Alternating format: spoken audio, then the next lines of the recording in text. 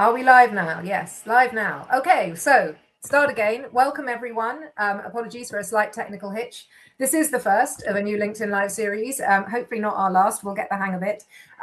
We are excited to be here with you today because the idea for this conversation was to create an opportunity for informal conversations with people operating within the cultural intelligence space in some way, whether that's as a facilitator, trainer, coach, somebody who has commissioned cultural intelligence training within an organization, or someone who's hopefully felt the benefits of it.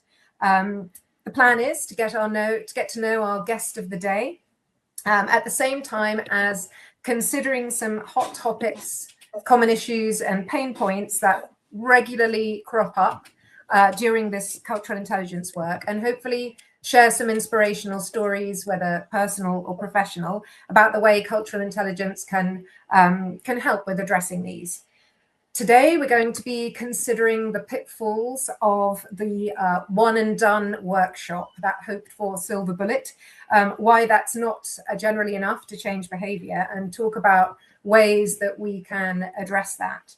So before I get on to introducing our honored guest, I need to say a few introductory words about cultural intelligence, or CQ as we call it, and the Cultural Intelligence Center, just for those who are new to this.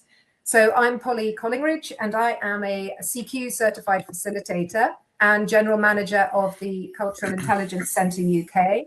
We're a global training and consulting agency headquartered in the US. Founded in 2004 by leading academics, we've spent 22 years at the forefront of the research and training space of cultural intelligence.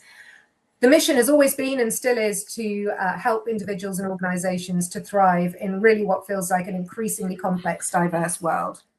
The CQ model has been cited in over 1,000 peer-reviewed studies, and our clients include the NHS here in the UK, leading universities around the world, and multinational corporate enterprises from the likes of Google to McDonald's and Kraft Heinz.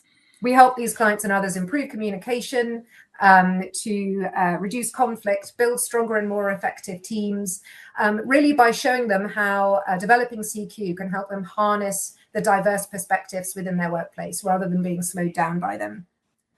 A quick word on cultural intelligence, CQ. It's one of those terms people use interchangeably with cultural awareness, cultural sensitivity, and it can get really confusing.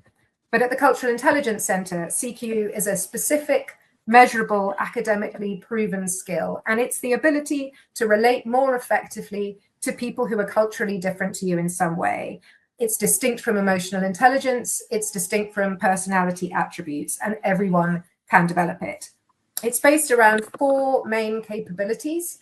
It's not just about how much do you know about different cultures, it's also how much do you care about getting to know them. It's also about how much can you sort of plan ahead for and reflect on your intercultural experiences, and ultimately, how much are you able to change your behavior accordingly. So for us, culture is a broad term. It can refer to any cultural group you might belong to that has a set of beliefs and behaviors attached to it. So it could be your nationality, but it can also be, you know, your race, your ethnicity, your religion, your generation, or even just the department you work in and the profession that you work in. So enough from me. Definitely time for me to stop talking and introduce Quinton Pretorius. I'm so happy you're here, Quinton. Associate Facilitator at the Cultural Intelligence Center, CQ Fellow, Director of CQ Africa. Please tell us more about yourself and give me a chance first to of all, Polly, well done on such an incredible, succinct introduction to cultural intelligence. I was thinking to myself, I need to make sure I download this and listen to it back so that I can succinct with you. So well done on that. Yeah. So for anybody from South Africa, I normally say my name is Quinton Twane, previously known as Pretorius. It's a South African in-house joke around the name changes in a post-apartheid South Africa. But if you're not from South Africa, it's Quinton Pretorius, happy and glorious. And I'm just really excited to be and privileged to be able to be talking about something that I really love and know changes the way people work. People feel like they have a deeper sense of belonging in the work that they do. So yeah, really happy to be.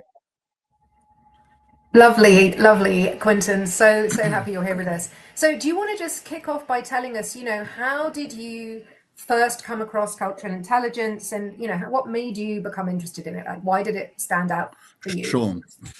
So it was back in 2011, 2012. Myself and a good colleague, Buchel Glamini, were working with a multinational that had asked us to do an inclusive culture workshop, for a better term. It was a 2-day leadership engagement to help this multinational become more inclusive in the way it worked. At the time, myself and Buchel were primarily just talking about our life experience. So Buchel is a Zulu black young man at the time. I was a white, English, South African. And we just really spoke about our experiences of living in this post-apartheid South Africa, what we had experienced around working together, living in each other's families and homes, and also a little bit of the community work that we were doing that was integrated into this program. And Buchel did a talk in Australia where he met David Livermore, and we found an organization, or found that cultural intelligence gave us the academic backing for our practitioner work. And so I think we got accredited in 2012, and it's been an incredible journey ever since, that it's allowed us to do the work that we do with the strong academic underpinning, and the fact that we've got lots of practitioners around the world that are doing this work. So it's been really effective and helpful for us going forward. So that was the start of our journey with cultural intelligence. Brilliant. And what, sort of why did it stand out for you more than, I don't know, what other frameworks you were using, or is there anything that you can tell us about? Yeah. So what made it different? So what I really like is, while CQ has this strong academic background, like you said, over 1,000 peer reviews, while it's got this heavy academic component to it, it's very practical. Just those 4 capabilities that you spoke about: drive, knowledge, strategy, action. If you just take those things, they're easy to remember. They're very practical in their application. And so for me as a practitioner, there's a strong application that I can use in all these kind of spaces. So that's what really drew me to this. And it's not really difficult to implement. Like, once you teach it and people start getting their heads around it, anybody can start becoming more culturally intelligent. And the other thing I liked about it is that it's a skill that can be developed, rather than something that you're stuck with. Like my IQ, I'm stuck with my IQ, and because of the lead poisoning that was around, I'm slightly less intelligent than I could have been because of the lead fuels that I just listened to a podcast that spoke about that. But I'm stuck with my IQ. Like, there's very little I can do to get better at my IQ. But what draws me to CQ is that it's something that I can get better at, and it also, when participants do the assessment, you're no longer guessing around where the development needs to happen. So if I scored low in my CQ strategy, we can put 1 or 2 succinct actions in place and things in place, and I can get better at it, and then I can become more effective. So that's what I really like, is the fact that it's a skill that can get better, that you can pinpoint particular development areas and leverage points. So it's not just about where you're weak, but it's also about where your strengths lie and how do you leverage off of those strengths. Yeah, no, I totally hear you. It's not set in stone. And that IQ thing, I mean, I thought I'd heard something around even IQ can be developed, but I hear you. It's definitely, certainly as a child growing up, you feel like back in the 80s and the 90s when I was growing up, that you feel like they were either the clever people or the stupid people. It wasn't yet the era of the growth mindset. But anyway, True. Let's talk about some of your own experiences of cultural intelligence in the workplace. I'm wondering if there are times in your career when having greater CQ could have helped you, for example. And I always get asked this question. I always have the same answer, because I know when I failed, when I didn't have CQ, and I wish sometimes I was more aware of when I was using my CQ and it was successful. And then again, as I'm sharing, immediately something that comes to mind is I think it was about 2, 3, maybe 4 years ago. The older you get, Polly, the years become like I so know. I can't remember. So I'll just practice that. It's a couple of years ago. I was feeling really despondent in this work. I was just like, I think I've shared a number of times with people. I've always, when I feel this despondence, let me just go talk with ants and talk about trees and just talk about stuff that people, butterflies and stuff. And I was feeling really, really despondent about something that came out of one of the workshops I ran. And I remember that CQ Drive was a thing I needed to tap into to remind me why I do this work. So like if I'm thinking of a capability that helped me get to where I am and effectiveness, I probably CQ Drive. I do remember going to a client dinner. We were still courting the client at the time. And so we had to go to this dinner. And I remember sitting down for dinner and the client said these words, one of our values is free to be yourself. So I took that as a clue to be myself and went in and I was myself. And I remember coming home and saying to my wife, we had such a wonderful dinner. I'm really looking forward to working with this client. And then the next morning, I got an email that the head of global HR wants to meet with me. And it wasn't to sign the deal. It was because I offended somebody at the dinner. And to this day, I still don't know what I did. But I think if I had CQ strategy at the time, particularly the awareness, even though they said free to be yourself, if I was just a little bit more aware about how I was positioning myself at the dinner, I probably wouldn't have had the HR conversation where I offended somebody in that moment and wasn't aware that I was offending them because I wasn't checking and I wasn't being aware. So I think that's one time where it's failed for me. I think that's really interesting. I think also it's one of people's biggest fears these days is accidentally offending people. And I think sadly, without CQ, it can be incredibly difficult to break out of your kind of cultural silos and just be okay to ask a question, for fear of being cancelled or perhaps saying the wrong thing. And I think that's why people get so hung up on the kind of cultural knowledge piece. They want a rule book, what do I say? And it's not actually possible to give that rule book, really. You can definitely read up around something, but I think that's the challenge, right? Like, it can be really hard. And I think that's why cultural intelligence is really helpful, because it does give you some steps, like a way through the maze, if you like, of how do you navigate these potentially explosive conversations or things that could go wrong. And I mean, are there times when you've seen cultural intelligence kind of applied well, either, yourself or others or those who you've been working with, in a training sort of sense? That's a great question. And I'm trying to think if there's an example that came up recently where I saw somebody do it really, really well. I suppose when people slow down, so like if you've seen an organization that is fast-paced, where we got lots of deadlines, and the lead room would ask the group to slow down and say, I think we need to slow down here, just take a step back and take it a little bit slower. So I can't know, I'm not sure if that's if we can point to a particular CQ capability that talks about that, but I do think the fact that when organizations begin to slow down, it helps them be a little bit more clear to get to where they're going. And then also organizations that have been able to create mechanisms for people to make mistakes. Because you shared earlier where like we're afraid to make mistakes in this kind of space because of being cancelled or because I'm not going to get the work because I offended somebody in a meeting.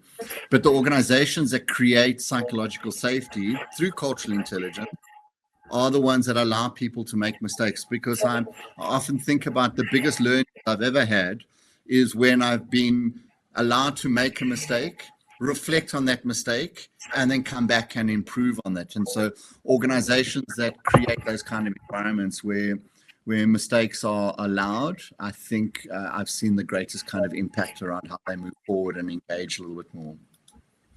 Yeah, no, I think you're so right. It's so uncomfortable to do, but it is where the biggest learning kind of comes. But so how are you using CQ in your work today? Like, I know you're a trainer, I know you're a coach. I'm imagining that, like us, you get asked to do one-off workshops. I'm curious to know, what impacts you've seen, and how do you like to work in terms of how do you like to sort of instill cultural intelligence in people? What would be your ideal learning journey? So definitely not a once-off. That would be my ideal. Most of my clients just don't have the time to do more than like they're trying to. Most of my clients are saying, like, can we do it in half an hour? And I'm like, they're definitely not going to be able to do it in half an hour. We're not going to get beyond even saying hello. What I do find that if clients do give me half a day or a day, they do realize that there's so much more that is required in engaging in this. So I would like to see, like in an ideal world, it would be multi-day engagements that I would like to have with groups of people. I would like to be able to engage with people, giving space in between my engagements. So a teach piece, a reflect practice piece, come back. What did you learn? How do we adapt? Okay, let's go back. In that, I've been working with some individuals on a coaching process recently. And the individual coaching has been great, but I do feel that they're missing an opportunity to engage with their broader team around their learnings. And I worry sometimes they're not able to succinctly be able to say, okay, this is what cultural intelligence is, and I'm going to be culturally intelligent in this moment. So yeah, I think those are some of my thinking around ideal. The other day, I did something that was really amazing. I did a CQ day with horses.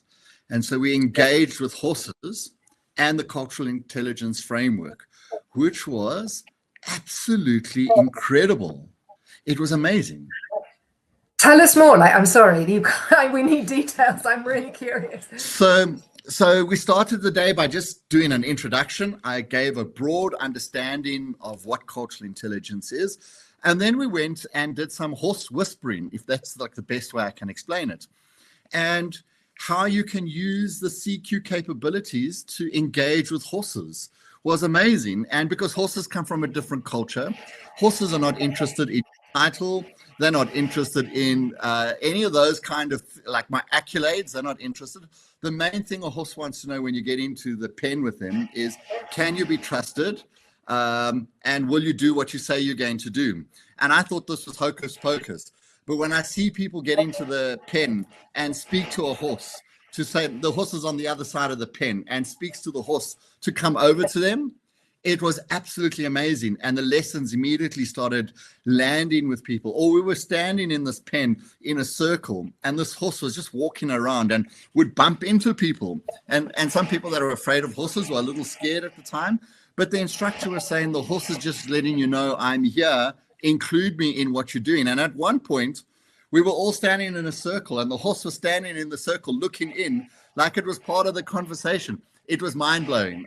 So I would, like in an ideal world, I would love to do a 2-day horses and CQ engagement, because all those participants could leave that day and be able to engage with their teams effectively the next day, because it was the lessons land so easily and so quickly. That's incredible. It's actually not that weird to me, because last year our family got a dog for the first time, and I thought about the relevance of CQ with that too. You know, disability, this kind of genuinely. I mean, this by the way, this is entirely unprepared. We didn't plan to talk on this, but I do think it's really interesting, because you can apply CQ in really different contexts to the one you would imagine, and there are wider lessons. I think, for just how do you engage. You know, we have another facilitator, Sarah Black, who's thought really deeply about using CQ to kind of confront and relate to AI, like just a very different, we're not talking about people, we're talking about animals, we're talking about AI, but the fact is you can use the CQ framework for that as well. But so it's just getting back to that kind of really experiential learning that you're talking about with the horses. It would be really interesting to know, I know you've got some very interesting ideas that you've told me about, and plans you've got afoot for taking CQ learning really out of the classroom, out of the webinar sort of thing. Yes. Can you tell us more about that? You know, what's on the horizon there for you? So what's on the horizon? Some really exciting things. We should be going, and hopefully going to Penang, Malaysia later this year to a 4-day learning journey to talk about cultural intelligence and using Southeast Asia as a backdrop for this, going into religious settings, walking the streets, cooking food. So there's lots of exciting things around there. In the pipeline, I'm really excited about a CQ safari I'm planning next year, which is going to back be with the animals. Back with the animals, but this will be on a big 5 game reserve in South Africa in the Eastern Cape. And we're literally going to engage with nature and see how we can understand to be more culturally intelligent through the lessons of how trees talk to each other and what are the implications around how we talk with each other, or looking at indigenous people, the original Khoisan people and paintings on rocks. I'm really excited about the CQ safari, and I'm busy toying with the idea of going to South America, Peru, and Amazon jungle to talk about CQ, the environment, and in talking to indigenous people in South America. But the main thing around these learning journeys is that the spaces we go to become the talking points or the teaching points, so that the lessons on or the I no longer am the expert in the space. All I do is hold the space, and the space then allows people to engage. It's also the conversations that happen between participants and the catalysts or the pushes or the prods in the learning journey that allows people to connect. Because I often think we can have a great conversation online now, but it's at a conference, it's when we go to tea and I bump into somebody that I wasn't planning to bump into, and we end up having a conversation about something that wasn't necessarily on the agenda, becomes really important. So another important part of the journeys is that the participants become central to the learning rather than the curriculum. So when I lecture at a business school, the curriculum comes before the participants. Like I got a curriculum to get through, I got this amount of time, and so I need to get through that, and I need to be as manual as possible. But on the learning journeys, what will happen is the participants will be central, and the curriculum will be alongside the participants around helping them get to the goals that they want to get out of those kind of spaces.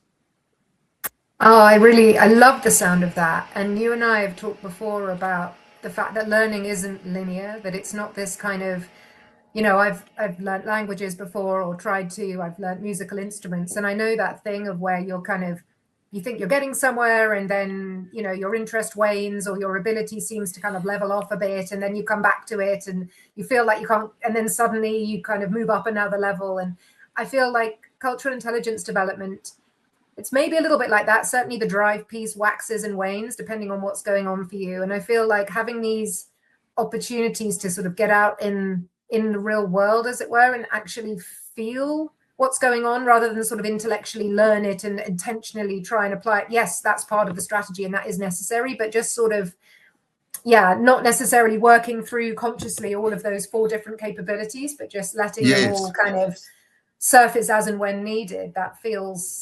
It feels sort of intuitive and natural to me. Yeah. And I think the other thing that these learning journeys are going to do is allow people to practice courage, to practice something before.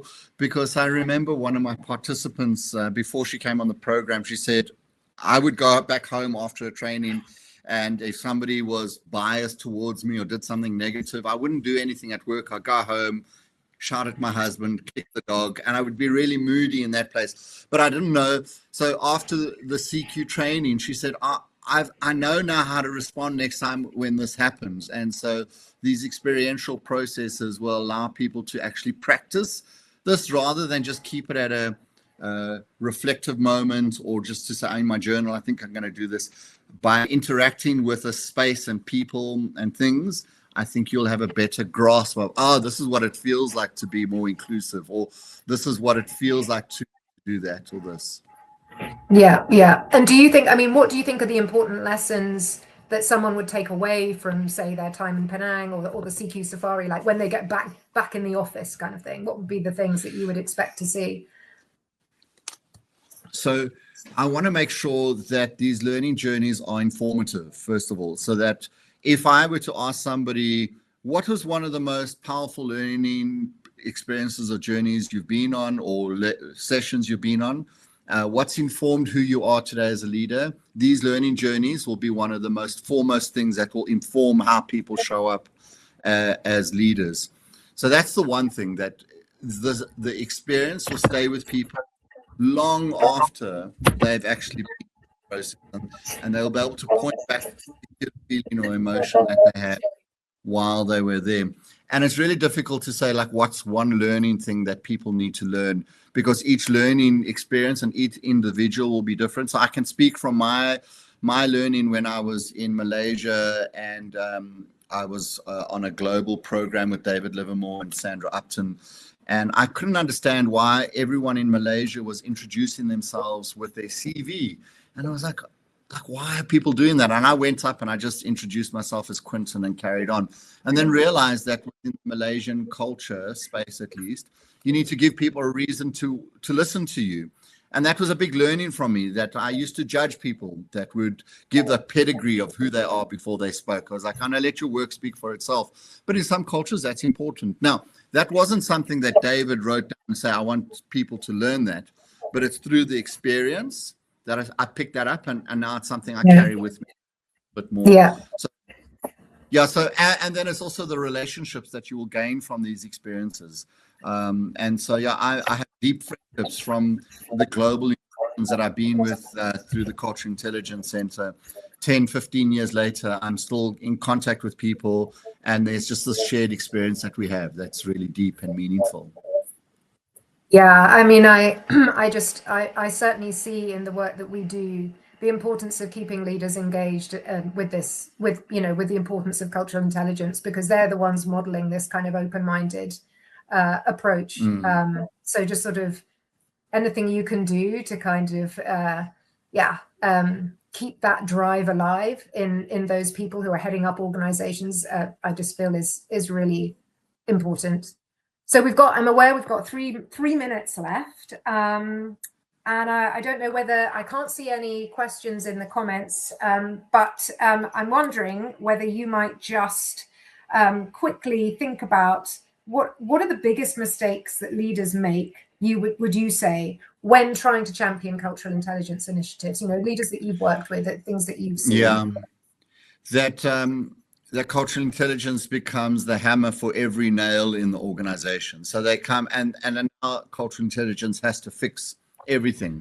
That's a trap that I have. Or the expectation that now that we've spent this money on this cultural intelligence thing, now we're going to be inclusive. We're going to have we're going to do all these amazing things. And they realize, I think organizations don't realize that it's an ongoing learning, that you're not going to get it the first time, and cultural intelligence isn't the hammer that fixes all the nails. Sometimes you need something else in the organization that's going to be effective. And then when CQ doesn't work for that particular thing, then they brush it off as, that was a waste, or we can't use it. But it's used for a particular thing, for a particular outcome, and it's not a one-fits-all kind of tool that you could use. Absolutely, it's in concert with other important things too. But look, we've got a minute left. How should people get in touch with you if they want to learn more about the learning journeys or anything else that you've spoken about? So people can reach out to me on LinkedIn. I'm fairly active on LinkedIn on an ongoing basis. People can also reach out to me on my email. Can I share my email with people? Yeah, absolutely. But I'm not sure where you. No, we can't post in the comments. So okay. That is easy to do, so unless you say it. Quinton at cqafrica.biz, but primarily on LinkedIn, and I will respond, or via you, Polly, via the Absolutely. UK Center. And we can always partner together on these things together. So that's a better place. Well, that would be wonderful. I would love that.